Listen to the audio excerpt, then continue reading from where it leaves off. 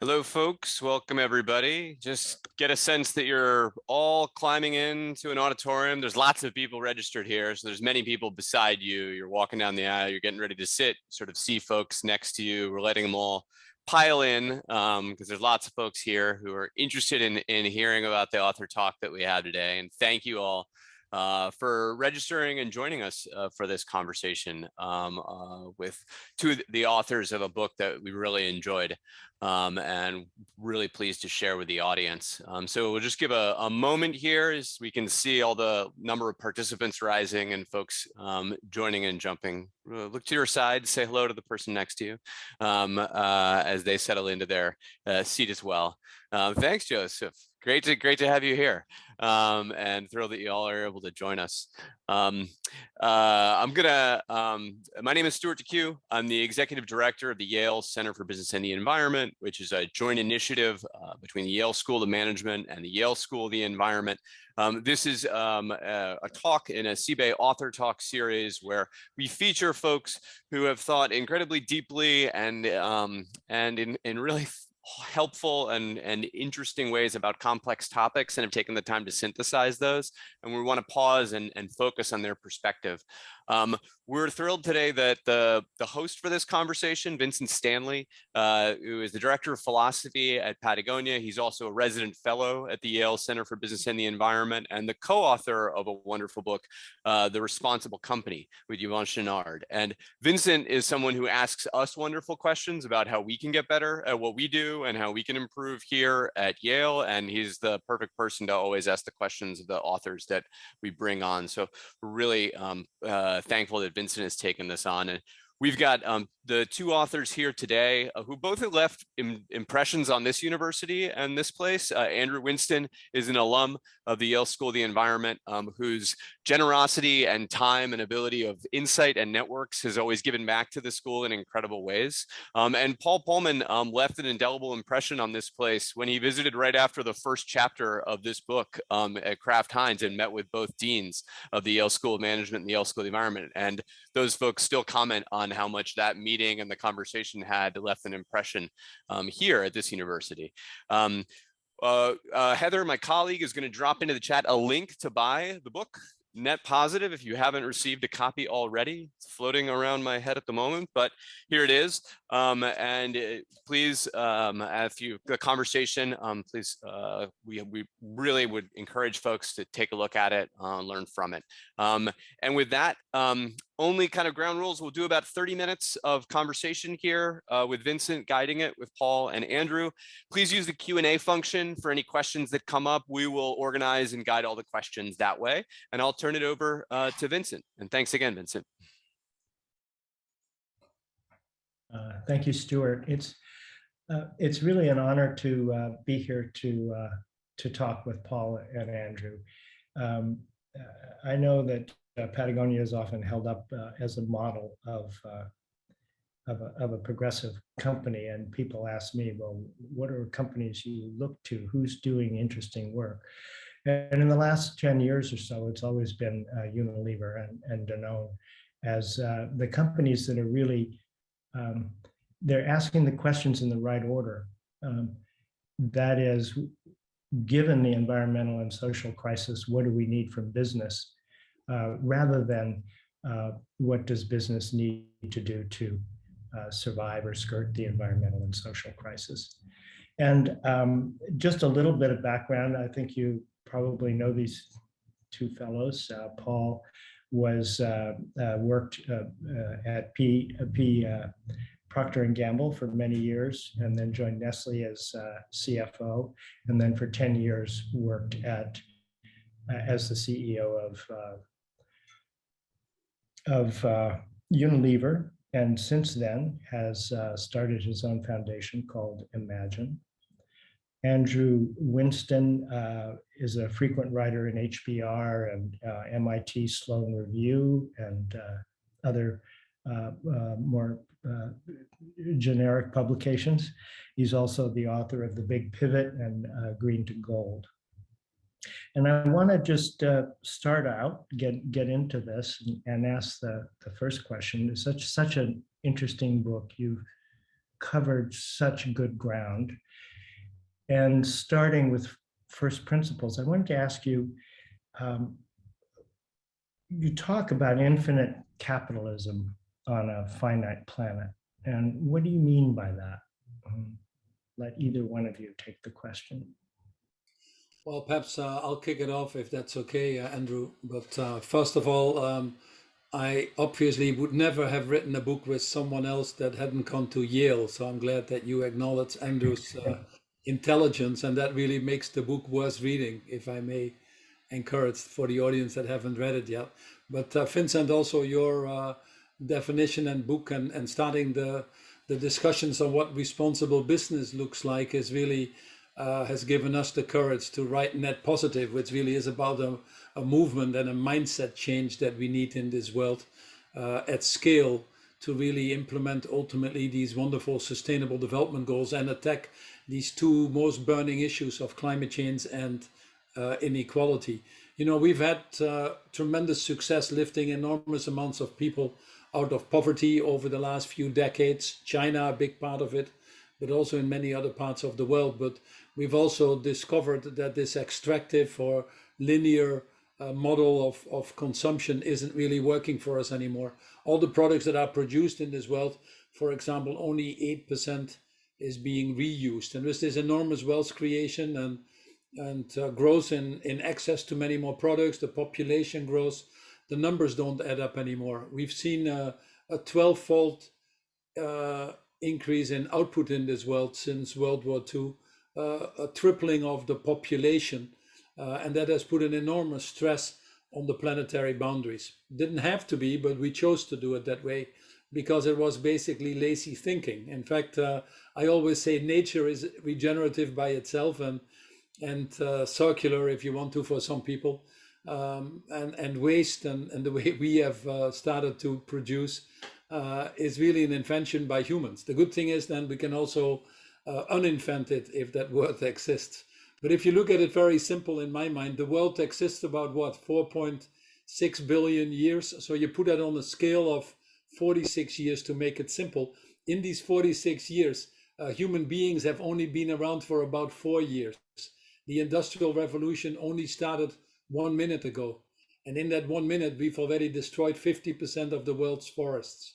We've lost 68% of the world's species in the last 5 decades alone, our generation, mammals, reptiles, amphibians. And the question is when it's really our turn. And I could go on and on and on. We've discovered that we live well beyond the planetary boundaries. And frankly, the cost we're paying for it is rising quite rapidly. You look at COVID, which, by the way, itself should not have been a surprise. We've had Asian flu, Zika, Ebola, now COVID, which are zoonotic diseases, which are the direct result of us destroying biodiversity. But increasingly, we also see that manifested in other parts of our economic system. And unfortunately, once more, it's always the poorest and the most disadvantaged or the marginalized or minority groups that pay a disproportionate price. We saw that again in COVID with mortality rates significantly higher among the Black community, or the layoffs with people that were in vulnerable jobs and didn't have any safety net. And that's just, you know, it's causing this stress and this angst that you see.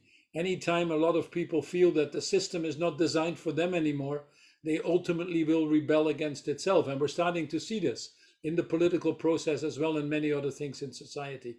So what we are advocating is that the model that business is now working on, which is called CSR or corporate social responsibility, is simply not good enough anymore. When you overshoot your planetary boundaries so much, you know, the World Overshoot Day last year was July 29th, the day when we use up more resources than the planet can replenish. In fact, every day after that, as far as I'm concerned, we're stealing from future generations.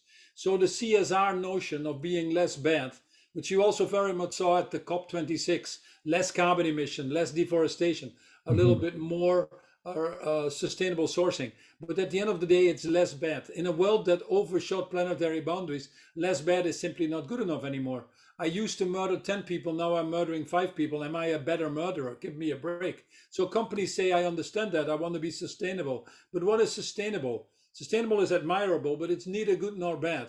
It's saying it's okay to build a coal plant here because I'm planting a few trees there. And that's my commitment, even though there might be cutting forest in other parts of the world. It just doesn't work anymore. So the only model that works to frankly save humanity, to be responsible towards future generations, is a model that is restorative, regenerative, reparative. And this is what we simply call net positive. And it basically puts to rest, hopefully, as far as we are concerned, this terrible 50 years of shareholder dogmatism and short-term focus that has crept in the business community and has given us an excuse to actually move away from what we were meant to do in the first place, which is to address these issues of people and planet. And that's why we start the book with a simple question: how companies can now profit from solving the world's problems, not creating the world's problems. And that's really the essence of what we're trying to achieve with this movement here, Vincent. Yeah, no, that's a really, I think that leads into what the next question would be, as you speak in the book about that we need the cooperation of every sector of society, from NGOs to government to businesses. And when businesses are working, we also need to work with our competitors. Can you talk a little bit about, and maybe Andrew for this question, what is business's role in creating solutions for climate and social inequity? Oh, yeah, thank you. And it's always good to be back at Yale. I seem to come back virtually or physically every year or so. I see a lot of people on the participant list from the community and friends and colleagues. So it's good to see you all, and a lot of people I've learned from. It's hard to follow Paul. You know, he does an incredible job of telling us how serious the situation is, but still leaving hope. So let me quickly, kind of build to the answer to your question about the role of business, and just build a little bit on what Paul said about net positive and solving the world's problems. And we do pose this core question, which is the world better off because your company is in it? And I found that question really makes people think quite a bit about their own role and their purpose, and all these connections about are they leaving the world better off? And we are defining a net positive business, and in similar terms, there's other words out there like regenerative and restorative, and they're all in some ways equivalent. That a business that's net positive will thrive and profit by improving the well-being of everybody that they touch. And for a multinational, that's arguably everyone, right? I mean, that's the whole planet. And this kind of company that is making the lives better of employees and customers and consumers and suppliers and communities, it's a North Star. We can't claim anybody's there. We never claim in the book that Unilever is there yet, and we say repeatedly it's not. Patagonia is as close as anybody, as you know, but is not, right? There's still plenty of challenges. But the company that thinks this way is following some really key principles. Taking a long-term view is critical, serving multiple stakeholders, and then serving shareholders. So shareholders do well because you've solved problems. Taking this broader responsibility and ownership for your role in the world. It's kind of what we teach our kids, you break it, you own it. And this core principle of partnering, and that the problems are too big and we need to move much faster. And you can only do that with others. And this kind of leads to your question about how does business work with government and civil society? What's the role in all this? And I think there's been kind of we talk about in the opening, there's been a kind of naivete from both sides of kind of business and government that either one could solve this alone, that you could just do it through regulations, which I think some NGOs have thought in the past, or government has thought. And then there's the folks who think we can just deregulate everything and business will solve everything. Markets will take care of everything. And both of those are untrue, right? We need to be working with all sectors of the economy and society working together. And I think we saw, the COP meeting, the climate meetings, governments are progressing, but not fast enough for the science. So business has this big hole to fill. And business has a vast majority of the capital flow in the world versus even large governments, huge portion of the workforce. It's just too big to think that business can't be one of the leaders in this. So I think it has to become a true partnership, right? And government will always set the rules, that, I mean, they'll set the rules of the game, and only government can do things like price externalities in economic terms, to put a price on carbon, say. Only government can really enforce that kind of rule. But they need to work with business on setting the rules of the game in a way that solves the biggest problems in a productive way. And that means business has to change its attitude towards government as well, and move towards what we talk about in the book as net positive advocacy, where your role is not to walk into DC or Brussels or regional capitals and say, hey, can you give me a tax break? Or can you cut out all the regulation? You go in with civil society, with government, and say, what's the right set of rules and processes so that we are solving the biggest problems together and the common good is served. And I think that's the approach we recommend, and Unilever started to do many years ago, and others have done as well, but far too few companies are doing that today. And I think they can't sit out and they can't be on the sidelines anymore. Companies have to step into these really big issues of climate inequality, democracy, science and truth, all of it, and play a productive role. Okay, thank you. And one of the things that I get asked all the time is how do you compromise between your purpose and your profit? And the question, it strikes me that it's still being asked 15 years after I first heard it, because I think that once somebody asks that question, or once a business asks itself that question, the battle is lost. And one of the things I really loved about your book was that you were talking about net positive as a business model. That is, you're building your business for the future on the basis of your social and your environmental use in solving these problems. And I was wondering if you could just expand on that a little bit, or how you came to that. Did you once, I mean, I think I once believed there was the 4 quadrants of the marketing diagram with the cash cows in one place and the innovation in the other. I think I once believed all that. But Paul, how did you come to evolve this idea of net positive from the traditional models? Well, first of all, I've always believed, and this is really the origin of business as well, that we are there to address the world's problems. And Colin Meyer puts it well in his book Prosperity, where he said to profit from addressing the world's problems of people and planet, he called it in his book. We've just discovered more and more, perhaps as we went along, that issues were not being addressed, that are really giving us now bigger problems and a higher cost, to be honest, than what it would cost us to address them in the first place.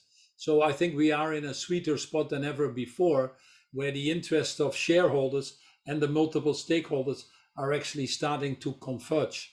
What you've seen with COVID, for example, is we've spent $17 trillion in Europe and the US alone to save lives and livelihoods. We've lost probably $25 trillion, according to the IMF, in the global GDP over this decade. That, frankly, is multiples of what it would take us to implement the Sustainable Development Goals, which have as this wonderful objective to irreversibly eradicate poverty in a more sustainable and equitable way. And it's by all means possible. And what I've always felt is, already from the beginning in my life, joining the companies, that I want to be part of something that is bigger than I could achieve myself, that we would leave the world in a better place that we found it. Unfortunately, collectively, it hasn't turned out that way. But increasingly, as I worked in business, I saw this enormous power. We have the financial means, the innovative capabilities, the resources, and all the things that come with it. In fact, in the world right now, if we like it or not, to your previous question, the global economy, 65% is private sector, 80% of the financial flow, 90% of the job creation. So we can never achieve these wonderful sustainable development goals if we don't have the private sector behind it. And the private sector has an interest. We've all discovered that we cannot succeed in these societies that fail. But the other flip coin of that is that we can also not be bystanders in a system that gives us the right to be here in the first place. I always love to quote Viktor Frankl in his book, Man's Search for Meaning, when he talks about when they built the Statue of Liberty on the East Coast of the United States, they forgot to build the Statue of Responsibility on the West Coast. These two things go hand in hand. And the beauty now is, unlike when I started, in Unilever in 2008, or when Yvonne started in, if I remember, 1973 already, nearly 50 years, by the way, as I think about it, mentioning this. But for me, it was always logical to have a business model that I would be proud of, where I would implement what I call the golden rule: do unto others and the planet as you would have liked to be done unto yourselves. I cannot be part of a system that creates air pollution, so 8 million more people die every year unnecessarily, or a system that keeps smallholder farmers in poverty, children stunted because they don't get enough nutrition. I was fortunate enough to be born in a country that I didn't have to deal with these problems, but we're only 5% of the world's population. So I've always felt that it is our duty to be sure that we put ourselves to the other 95%, and that business, which is made up of individuals, has this responsibility to at least uphold some of these basic values that make humanity function: dignity and respect for everybody, equity, compassion. That's why I've fought for the rights of minorities, LGBT, equal opportunities by gender. All these things are quite normal as foundation. Now, the good thing, Vincent, is we've arrived at a point that we can now show fairly convincingly now that more gender diverse companies are actually better performing companies. Companies that actively eliminate carbon emission in their value chain, have a lower output per unit in carbon, are actually higher valued by the financial market. Companies that work human rights across their value chain are more resilient and higher valued. And it's not surprising. You can see that now with the great resignation in the US as well. Companies that do these more responsible business models, that put purpose in the middle of it, that put sustainability throughout their strategy, are obviously more attractive employer brands. In Unilever, we saw in 2009, 2010, we saw all of a sudden 2 million people applying to the company, the third highest after Google and Apple. In most countries that we operated in, we became the preferred employer. We saw our engagement scores going up through the roof in the top of the top tercile. Our corporate image by GlobeScan was off the map together with Patagonia, undoubtedly. But it became easier for me to explain to the financial community, which actually in the beginning wasn't there at all, if I may say, that there was a correlation between what we were doing and the success of our business longer term. And I stress the word longer term here. Now we have data coming out of our ears that I'm sure the audience is familiar with, that mission-driven companies have higher returns. Companies that put purpose at the core have been more successful during the crisis as well. So it's easier now to start to move in that direction, and it's easier to find that sweet spot now where you can, I think, satisfy the shareholders as well as the multiple stakeholders. Now, one caveat is you can't do everything. Some of the areas still require technology. Some of them require broader partnerships beyond companies alone. But reality is that study after study shows that about 70 to 80% of the issues could be tackled today if we were willing to do so. That the main missing ingredient is our own courage. Too often we have leaders that set targets when they can get away with versus targets that are really needed, that are willing to take responsibility of the total impact of their operations, including scope 3. You take, I don't want to be controversial, but you take Facebook. One of the principles of net positive is to take responsibility of your total impact in society, all consequences intended or not. So undoubtedly you have a good platform with Facebook, otherwise people wouldn't use it. And there are advantages to it. But if you don't take responsibility of the hate speech that is on there, the child addiction, or the undermining of democracy, which Zuckerberg seems to be oblivious to, then you're missing a point. And you see how it's starting to haunt that company. The same as Unilever. If we would not get involved in the issues of deforestation or human rights or livelihoods, then we're missing or food waste, and I could go on, then we're missing a major point. So all to say, it has rapidly moved now to enormous opportunities that the companies that understand that, embed this ESG for simplicity into their operations, are positioning themselves well for the future. The ones that don't, I think they're already heading to the graveyard of dinosaurs. Yeah. You know, one of the things that you mentioned in the book are the opportunities of linking business to SDGs, and I think the something like between now and 2030, $12 trillion in value with 380 million jobs. But one of the things that I was wondering about as I read the book, and I know this from Patagonia is a question we grapple with. I think there are two things businesses have to do. We have to make the right products and offer the right services, and then we have to do it in the right way. And that's what stakeholder capitalism is all about in terms of seeing what our impacts are. But we've got an economy that's in the United States 70% dependent on consumer spending. And a lot of that consumer spending is for an accelerated consumption of disposable products. Can you talk a little bit? You talk about consumerism being a tough nut to crack, but maybe Andrew, can you talk a little bit about why that is, or how businesses might address that? It's a really tough. I mean, when you're a company and you say, okay, change the way you buy things, maybe buy a little bit less from us. How does that work? Well, as you know, and most people listening know, Patagonia has really been at the forefront of challenging consumption, and the famous, "Don't buy this jacket" ad. Some people thought it was a gimmick. I've talked to Ivan a couple of times. It wasn't. It was legitimate. He has told people to their face, "Don't buy it." Look, the consumer side is really difficult.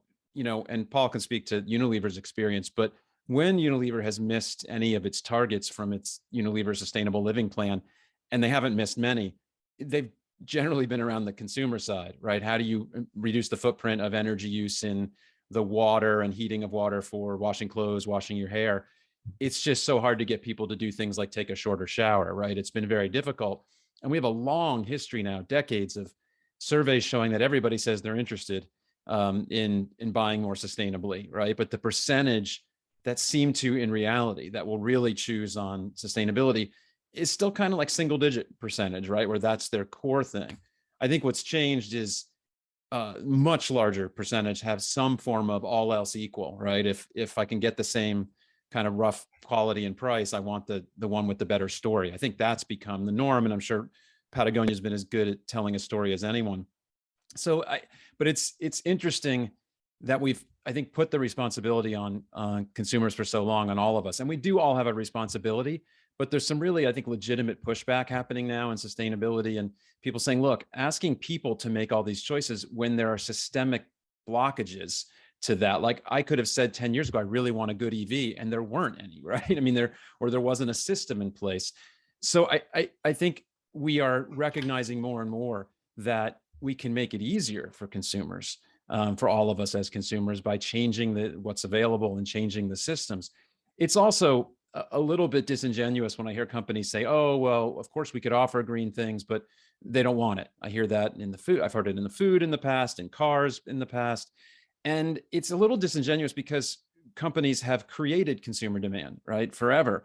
If we all bought solely on function, there'd be like 2 kinds of toothbrush and a few kinds of car, and there wouldn't be the whole consumer products industry. So if we can create demand, which is, let's be honest, that's what the advertising industry kind of does, then why not create more demand for better, more sustainable products? And I think there's a few good examples of that.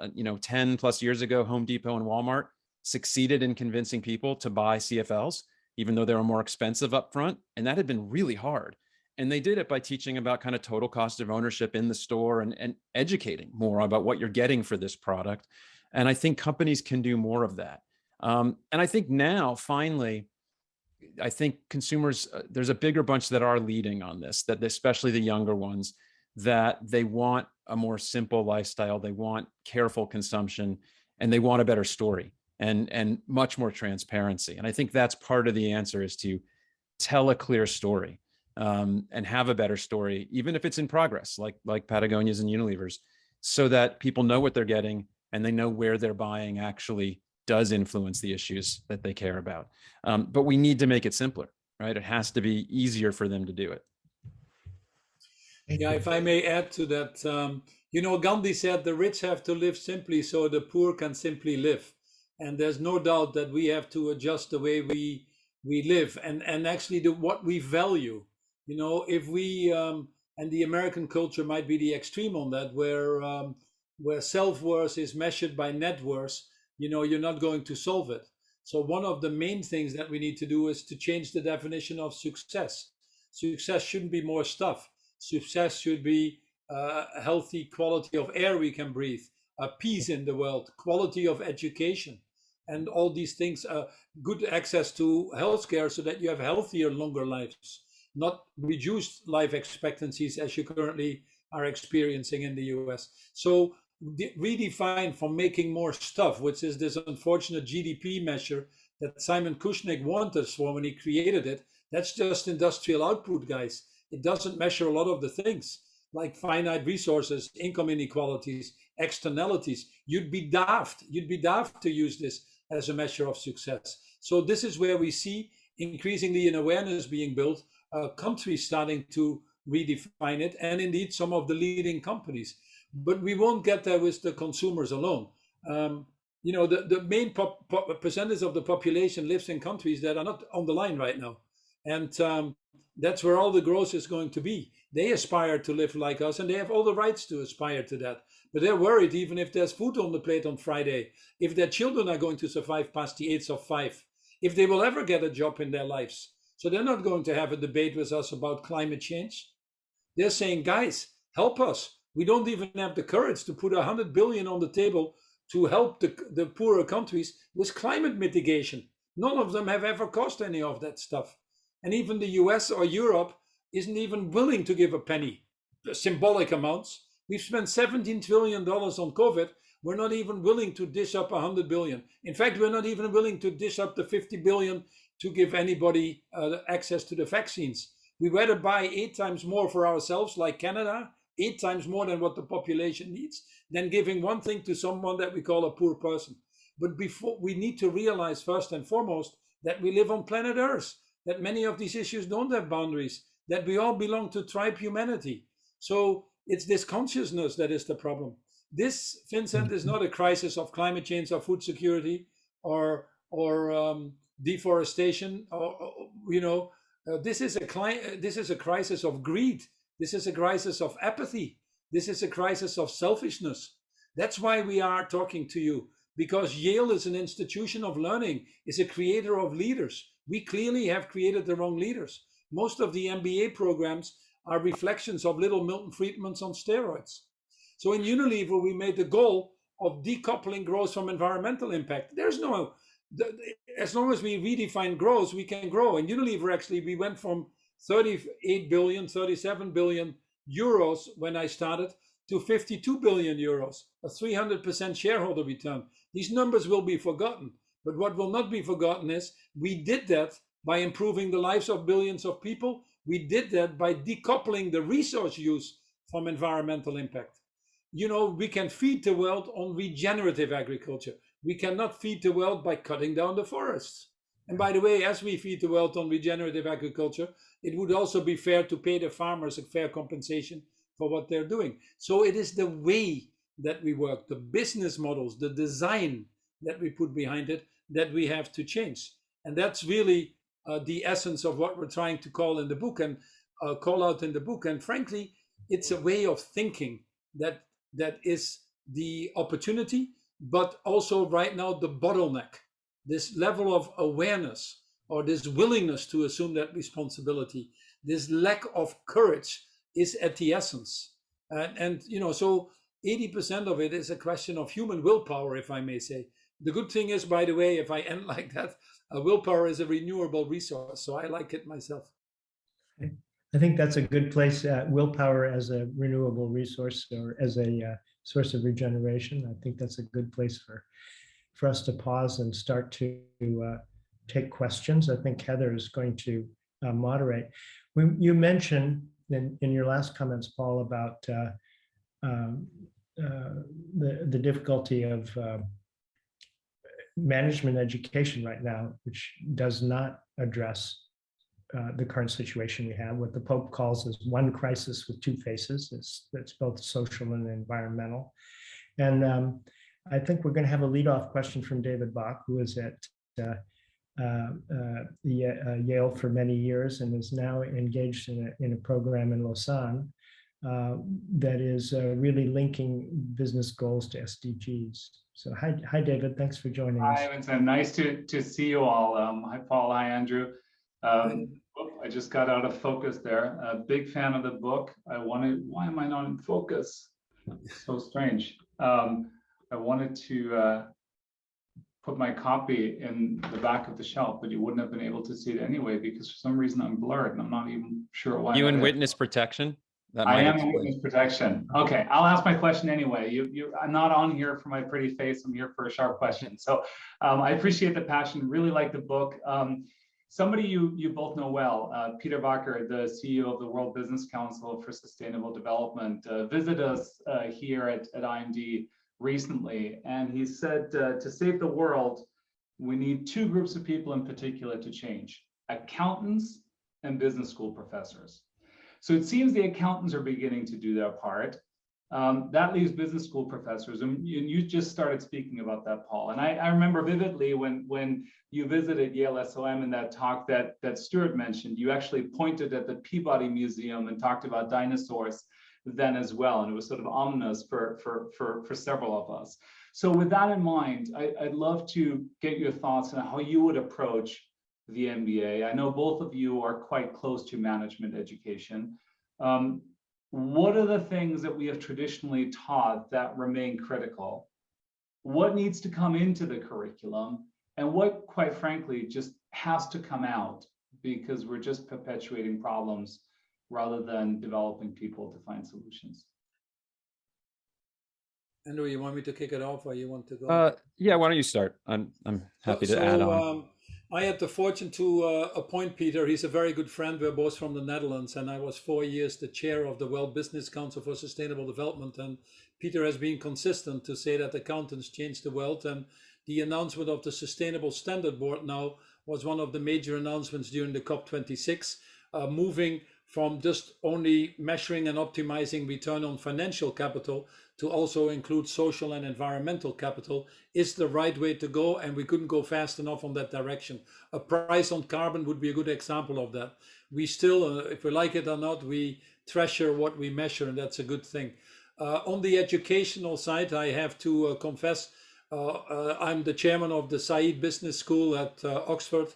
I'm on the board of the ESA Advisory Board and INSEAD, and obviously working closely with many of the people in other institutions, including IMD, close to where I live in Geneva. So my great respect also for the role you play, as does Yale with its institute. But it's something interesting. I was talking to Judy Samuelson the other day from the Aspen Institute, and they had done a research, admittedly just before COVID, but we are trying to rally people together to really accelerate a change of management education. We think Net Positive could be one of these catalyzers for change. I should have mentioned I'm also on the board of PRIME, which is the Principles for Responsible Education, where we now have 870 companies looking at that. There's a grant from the Lego Foundation, not to be learned in child education, that probably can be applied. But Judy told me something very interesting that I've been thinking about, and I'll share with you, but I haven't catalyzed that yet into what that really means. But she had done the research, and they were asking MBA students or undergraduate students in the business programs what their goals were of life before they entered the program. And frankly, their goals were big and lofty, and it was changing the world, very much along the lines that we're talking right now with what Vincent was alluding to with purpose. Then at the end of the program, a 2-year program or a 4-year for an undergraduate, at the end of the program, the same people were asked the same question. And it was all about earning money, being competitive, win-lose situations. So we've been doing a very good job in these 4 years to turn them from human beings into animals, as far as I'm concerned. So, and it was interesting. I'm a product of the MBAs. And already at that time, when I graduated in 79, all my American friends wanted to know what my starting salary was. All my European friends wanted to know what I was going to do. So who are we creating as leaders, and what are these institutions assuming as responsibility? Of course, there are changes in digital and how we teach. Of course, there are changes in lifelong learning that we need to accompany. But there are more and fundamental changes that need to happen in institutions, by the way, that are slow to change. Sometimes I wonder if even the Catholic Church is faster in change than it is in the academic institutions. And yet the world is changing so fast. And it can only come from having the academic community step up and rise to that challenge. We're seeing a pressure on the MBAs, actually. We're seeing a lower level of interest in many countries for people applying to the MBA program. That was slightly changed during COVID, but I think that's just because people were looking for something to do. I don't think the underlying trend has fundamentally changed. So it starts actually with the quality of the people we hire there. It starts with the research we do, and we need to think about that differently. Then you get to the education. It needs to be more integrated. As Andrew was alluding to, the leaders of tomorrow need to be systems leaders. If I'm at Said, I want to go as much to the Blatvernick School to learn about public policy as I want to probably get a little bit of juice and ideas from the philosophy department. So how do we create these holistic leaders and work horizontally? How do we look at truly teaching systemic change and bring that into our curriculum? How do we where do we feature impact that these institutions need to have? Well beyond the research alone, or well beyond the production of new leaders, we want to be sure that the universities themselves play a part in this more rapid acceleration that society needs to see. And students are actually demanding that. Survey after survey points out that students are actually looking for a different kind of education than you can. The reality right now is that very few universities, I think it's about 15, but for this talk, I'll use the number 20 because last week there might have been some others entering, have made commitments that are science-based in line with 1.5 degrees on being net zero by themselves. And within that group, there are a lot of them in 2050. You know, airlines, steel, cement are already making 2050 commitments. If you're running a university and you can't be net zero, including scope 3, by 2030, I don't know what you're teaching in the first place. So universities need to be more aggressively part of that. Many universities have a side course. Often it's an elective. It has some word of sustainability in there, or ideally a word of climate, because that seems to be in vogue as well. And if we run out of ideas with sustainability or climate, we're putting an ESG label on there, but very few universities are really redesigning what that education looks like. So how can we get more together horizontally to start doing that? This is a crucial time because it's actually, you know, the future of these institutions, I believe. And management education is actually the most popular one in the sense of the leaders we produce. Anybody that goes into other departments want to take some courses in the business school because this entrepreneurship or this starting for yourself and is also true for if you study engineering or any of these other functions. So we have that opportunity to actually influence this in a more positive way and get this multiplier effect at a relatively fast time frame. So that's why it's absolutely crucial that we critically look at this and be open for that criticism, but also have that desire to change. Thank you so much. Thank you, David, for introducing the question. I think this is an important place to ask it. We don't have we have about 15 minutes left, and I want to turn it over to Heather I'm sure there are questions I see popping up in the chat so some of the people with us can ask you questions directly. Yeah, sure. Just in general, try to push your questions over to the Q&A. Makes it easier for us to keep track of them and what we've answered. And thank you, David, for participating and asking that great question. We have a question from Han Kai. What are ways that current businesses can shift toward net positive models? What would be the best incentives? Oh, can we start with an easier one? No, I'm happy to jump in. I think the incentives in some sense are everything we've been talking about the benefits to the business, a lot of it intangible value. I think that the greatest incentive for companies to rethink their models is both the opportunity that these giant problems represent. We're talking about multi-trillion-dollar markets that are in flux. Larry Fink, the largest asset owner in the world at BlackRock, has written about the fact that no company escapes this net zero shift. It affects everybody. So the incentive is that, do you stay relevant? As Paul said earlier, do you become a dinosaur? Do you take part in these multi-trillion-dollar markets for new forms of transportation, energy, food and agriculture, consumer products? All of it's in shift. But I think there's also the incentive is also, are you able to attract and retain people in this era where it's hard to find people? I feel like the largest incentive I've seen is about people. I was talking to a partner at one of the biggest consulting firms yesterday and said, how are you handling this pressure now about service firms? And who do you work with? Do you work with fossil fuels? Do you work with others that might be going in the wrong direction? And the guy said, point blank, we have to figure out where we draw the line on projects, or we can't attract people. And we're all people. I mean, a consulting firm is all hiring young MBAs and young undergrads. And if they don't define how they will be net positive, how they will encourage their clients to create net positive outcomes, they won't get people. To me, that's kind of the biggest incentive, is you're just not going to be relevant and you're not going to attract the people that you need. And the people coming out of business school now are much clearer. Even if they haven't had the perfect training that we're talking about, even if the classes haven't been there, they're coming out asking these questions. I hear that from many companies, that people that are interviewing for jobs are asking them what they're doing around sustainability.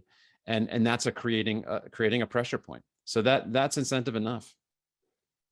Sort of along that line, a question from Charlotte Parker. I mean, how are you encouraging courage? You talk about courage, companies need to lead with courage. How are you encouraging courage and helping them to find this new perspective?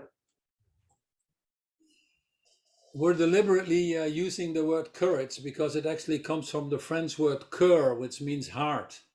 And we believe that one of the big messages permeating through the book, if I may be honest, is to bring humanity back to business. We have distilled everything into win-lose and spreadsheets and short-term day trading. And one of the things we talked was creating more of these cooperative versus competitive leaders, the moral leadership that universities need to provide. So this courage is very important because what we've seen actually during COVID was that leaders in companies that were operating with this higher level of humanity or humility or compassion or empathy, whatever word you want to put there, that understood the power of partnerships, that were very purpose-driven, that thought probably more multi-generational than others, that these leaders instilled a level of trust that resulted in more resilience with their own employees in their value chains. And these companies ultimately perform better as a result of that. So this courageous leadership is important. So how do you foster that courageous leadership? In Unilever, we said at the beginning, it's very difficult to work a sustainable business model if you're not sustainable yourself. It's very difficult to make a purposeful business if you're not purposeful yourself. So for us, the journey started by going back to the core of the company. Jim Collins, in his book Good to Great, is talking about nurturing the core before you stimulate progress. I came in from the outside as the first CEO hired from the outside, really to fix a big problem that was there. But I also realized that although my position was the most senior one, it didn't command respect. I had to gain respect. So I started to study the company and its history. And when Lord Lever started the company at the end of the 19th century, his mission was making hygiene commonplace. One out of two babies in Victorian Britain didn't make it either past year one. So we learned from that and translated that in today's needs and created a core purpose that we called making sustainable living commonplace. Lord Lever already had talked about shared prosperity. He didn't make the company to run it on a quarterly basis for his shareholders.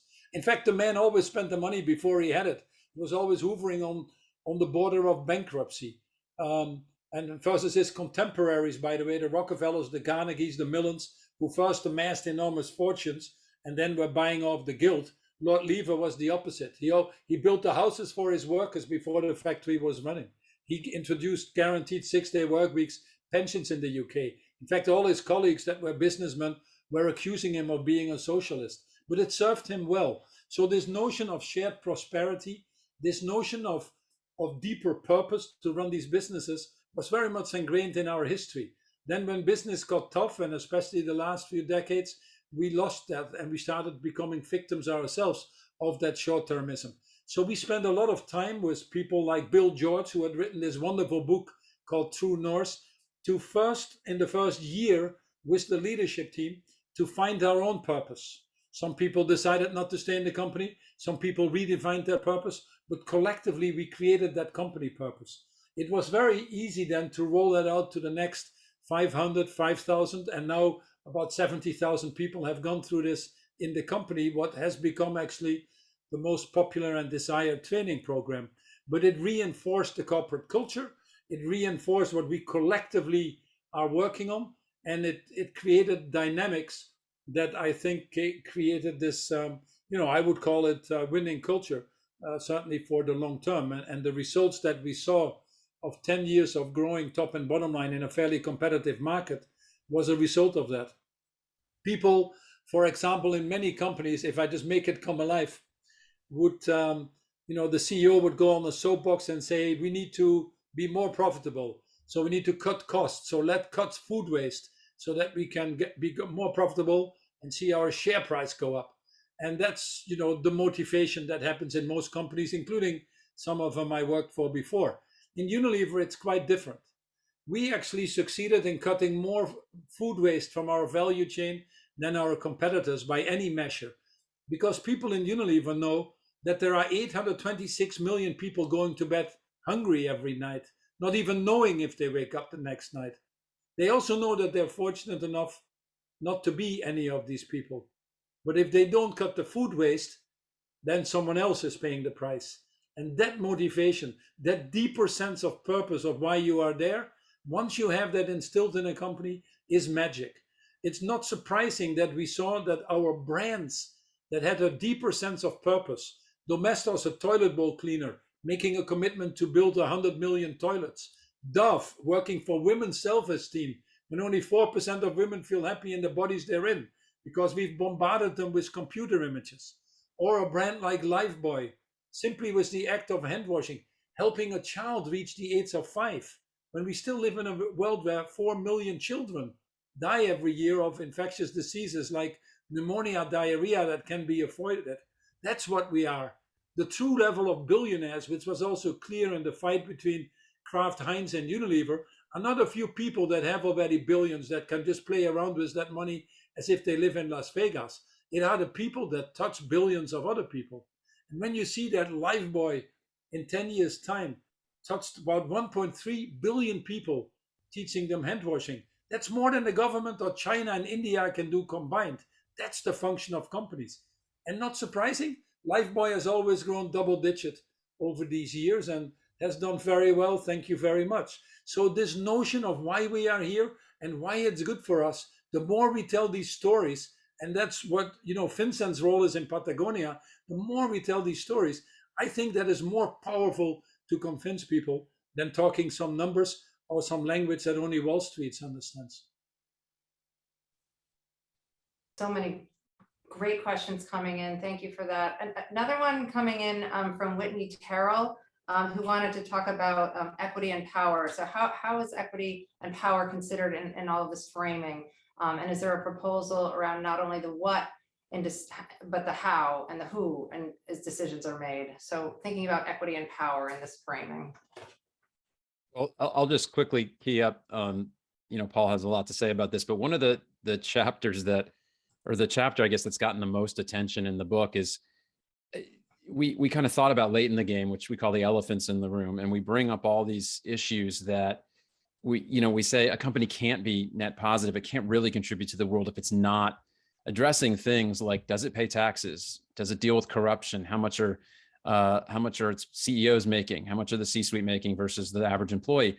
And we have a lot in there about true diversity and inclusion and real human rights. And I think there's obviously progress on these issues, but there hasn't been as broad a view, I think, about inclusivity and really who does have the power and how do we build equity in the world. And Paul's been working as one of the leaders in trying to bring more inclusivity to the disabled community, which he can talk about. And I think it's an example of something that business hasn't really looked at. I think that the power question is really interesting. I mean, we have a huge power imbalance. I mean, the inequality that's created in the last 40 years, the massive flow of money, and what's basically legalized corruption in the US and actual, I guess under the table corruption in other countries, means that this concentration of money has also yielded this concentration of power. And you're seeing some of the outcomes of that, how dangerous that is when a very small group of people can influence policy and influence outcomes, and even now influence the outcome of elections. I mean, we're in a very dangerous time in the US, I think, where we're starting to move to minority rule. And breaking this down is going to be one of the critical tasks of the next year or two for business. I think it's actually more pressing than even climate or inequality, is protecting democracy. Yeah, there's little to add, Andrew. I think that was the right answer. But there are three levels of power, which is formal power. I'm the CEO and I decide. I don't think that attitude will work that well anymore. I certainly didn't see that working in Unilever. The world changing too fast. You have to have distributed power and bring the decision making down to the levels of where the knowledge is always something I've believed in. So the role of the CEO in that sense is changing, but that's formal power. Then you have the board power that Andrew refers to. $3.5 billion goes into money from business into influencing the elections, either directly with the PACs or indirectly. And these Citizens United things and other things have been outright poison to the democratic process. Doesn't matter what side of the aisle you're on, by the way. If you believe in your constitution in one person, one vote, which seems reasonable to me, then it's not $3.5 billion against one vote. It's not going to work. It's ridiculous to see that all these companies make big statements on climate change and then finance via the trade associations to undermine the government policy because there's a small tax increase associated with that. So that consistency that Andrew talks about and how you use your power there when it gets to board power is a very important thing, and people will increasingly be watching that. One of the main things in the shareholder proxy season now is actually shareholders asking, give me more transparency on where that money is going. And we're rewarding increasingly that transparency, and not undermining democracy, but actually strengthening would be a good solution for all of us if you believe in the long term. And then the third one, which is the most powerful one, is moral authority. I've actually discovered, and that's why I personally decided to stop being CEO of Unilever after 10 years, because I found I couldn't do all the things that really were needed by being a CEO. CEOs are held to a higher level of accountability than they can deliver. So now I'm moving in a system without hundreds of thousands of people in our organization, without having the billions of dollars of budget. So all of a sudden I find myself in a system where the only currency is moral authority. And I can tell you, it's a much better space to be in. And if you exercise that well, you can have a much bigger influence to drive these transformative changes that are needed in society. So within that moral authority, within that different definition of power, we have to be sure always, always, always that we ensure that all the voices are heard. The famous African proverb, or alone you can go fast, together you can go far, applies here as well. If we don't make our decision-making process inclusive of the people that we're trying to serve in society, we're never going to go with the right answers. Yet there are so many companies where the men are still deciding what the pregnancy policy is going to be for women. Good luck. Or there's so many companies where they're trying to make a big pledge on racial inclusion, but you don't find a black person in the board or in senior management. Good luck. So if we don't change that and make this a more inclusive society from all aspects, which by the way is also one thing that universities need to look at. Universities are too elitist, especially the Ivy universities or the big universities here. Their selection criteria is already done at birth, to be honest. So how do you bring that inclusiveness into society in all you do is a very important part. The world will not function if we don't distribute that power equally. Not equally is a difficult word to do, but in a more equitable way. That's one of the bigger challenges that we have right now. Thank you, Paul. I think that is a good place. I think we're at the top of the hour, and I'll turn it. Thank you so much, Paul and Andrew, for your book and your work and for the time today. And I'll. I say one quick thing. Yeah. One quick thing, because we're definitely trying to create a movement here, and one area is obviously curricula. I saw some comments in there. There was someone who had their students write a letter to the university about how do you build a net positive business school. If you're doing things using the book in classes, we're trying to collect what's being done out there. I'm just going to put an email address in the chat right now. That's the person on our team who's kind of working on this curricula and continuous learning change. And we just are trying to collect every example we have. If you put together a curriculum using our book, we'd like to see how and tools, and we're going to start to put them online and just build this and make this easier and easier for the academic community to expand. All right. Thanks. Stuart. Well, thank you, everyone. Thanks to Andrew, Paul, Vincent for this conversation. The honesty, the authenticity, and the accountability with which you push us to kind of do better and do more is incredibly refreshing. There is a renewable resource if your question did not get answered, where you can find some of the answers to it, and probably more questions to ask and more questions to ask of the institutions that you're a part of, and how they can be better versions of themselves. So thank you all. Really appreciate it. Have a lovely evening, morning, afternoon, wherever you all are in the world. And we will see you next time.